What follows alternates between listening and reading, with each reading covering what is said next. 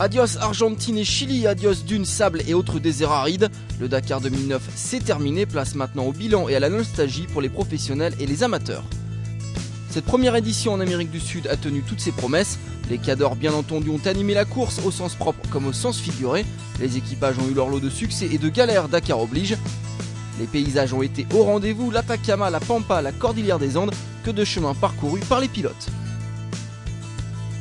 Buenos Aires, samedi 3 janvier 2009, les autos se préparent à entamer un périple d'environ 9600 km, dont 5600 chronométrés. Les experts l'ont martelé, la victoire finale reviendra à un des trois mastodontes du rallye raid, Mitsubishi, Volkswagen ou BMW.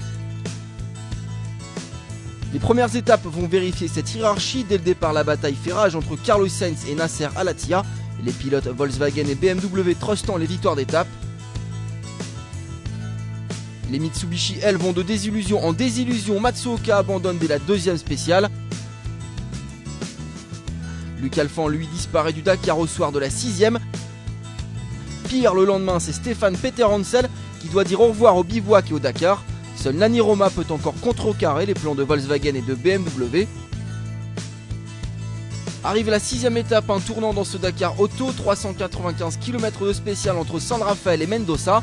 Nasser Al-Attiyah vient de remporter sa troisième étape sur ce Dakar, il s'affirme donc comme un vainqueur en puissance. Oui, mais les commissaires de course vont en décider autrement sur chaque spécial. Les pilotes doivent rallier des waypoints, des points obligatoires. Le Qatari a pris quelques libertés de navigation lors de ce sixième opus. La sanction tombe, inéluctable, il est disqualifié. Les espoirs de victoire s'envolent donc pour le team BMW.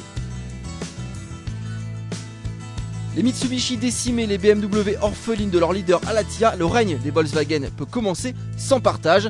Qui de Carlos Sainz, Giniel De Villiers ou Mark Miller ralliera Buenos Aires en vainqueur? Avantage tout d'abord à l'Espagnol, le multiple champion du monde WRC qui conduit sur un nuage. La preuve entre la 7ème et la 10ème étape, il en remporte 3 consécutives. Le Dakar 2009 tient enfin son vainqueur. Avec 27 minutes d'avance sur son dauphin Miller, la victoire est promise à Carlos Sainz. Enfin, le croit-on? Un ravin et un accident plus tard et la victoire s'envole pour l'Espagnol. L'édition 2009 a donc un nouveau roi, son nom Giniel De Villiers. En embuscade derrière Carlos Sainz, le Sud-Africain est l'homme de cette fin de Dakar.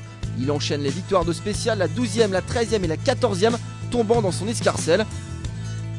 De Villiers rallie donc Buenos Aires en vainqueur et offre à Volkswagen et à son moteur diesel sa première victoire dans le plus grand rallye raid du monde. La marque allemande qui peut se réjouir car elle place une autre voiture à la deuxième place, celle de Mark Miller. Robbie Gordon et son Hummer complètent le podium. Les Mitsubishi, elles, se consoleront avec la 7ème place du Tchèque Zapletal. On referme donc le livre à suspense de cette 31e édition du Dakar, encore un best-seller tout simplement.